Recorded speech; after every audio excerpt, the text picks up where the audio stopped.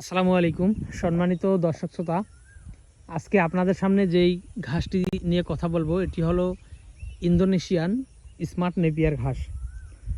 দর্শক শ্রোতা, গরু, ছাগল, ভেড়া, মহিষ, গারল যে কোনো গবাদি পশুর খামার যদি আপনি করতে চান তাহলে অবশ্যই আপনাকে ঘাস রোপণ করতে হবে। দর্শক শ্রোতা, আমি বলছি না আপনি শুধু এই স্মার্ট নেপিয়ার ঘাসটি রোপণ করেন।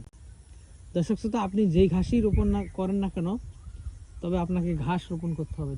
তার কারণ হলো বর্তমান সময়ে বা বর্তমান বাংলাদেশে দানাদার খাদ্যের যে দাম সেটা কিন্তু একেবারেই আকাশচুম্বী বলা যায়।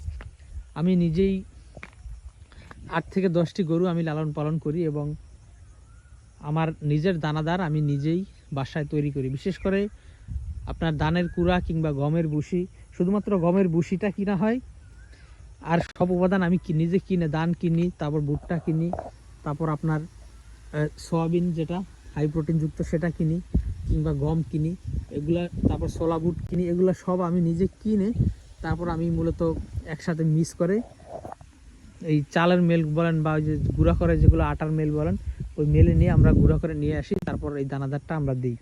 দর্শক শ্রোতা, এই সব উপকরণ আমরা একসাথে কিনে যে দানাদার খাদ্যটা তৈরি করি, সেই দানাদার খাদ্যতে আমাদের খরচ পড়ে যায় প্রায় 45 থেকে 50 টাকার মতো।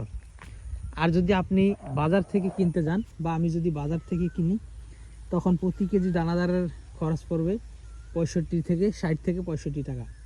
যেহেতু আমরা নিজেরা বাসায় তৈরি করি, সব দানাদার খাবারটা আগে কিনে তারপর বাসায় আমরা একসাথে মিক্স করে মেশিনে গুঁড়া করে আমরা তৈরি করি, সে কারণে আমাদের প্রতি কেজি তো 10 টাকা করে আর কি কম লাগে।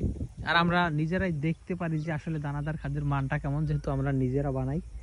তো আপনারা এখন বুঝতে পারছেন, বাজার থেকে রেডি দানাদার কিনে আনলে 65 থেকে 60 টাকার মতো খরচ পড়ে, এবং বাজার থেকে সব উপকরণ কিনে যদি আপনি নিজে দানাদার বানান তাহলে আপনার 45 থেকে 50 টাকা খরচ পড়ে।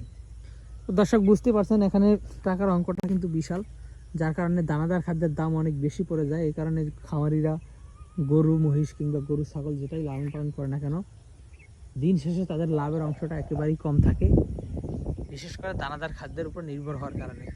আর আপনি যদি নতুন কিংবা পুরাতন খামারি হন আর আপনি যদি ঘাসের উপর ডিপেন্ড করে আপনি খামার করেন, তখন দেখা যায় 1 কেজি কাঁচা ঘাস আমরা বিক্রি করি 5 টাকা, এবং 1 কেজি কাঁচা ঘাস উৎপাদন করতে খরচ পড়ে 1 থেকে 1.5 টাকা। দেখা যায় এখানে ফারাকটা কিন্তু আকাশ পাতাল ব্যবধান। দর্শক শ্রোতা, সেক্ষেত্রে অবশ্যই বলবো আপনি যদি খামার করতে চান তাহলে অবশ্যই আপনার খামারে আপনি ঘাস রোপণ করেন।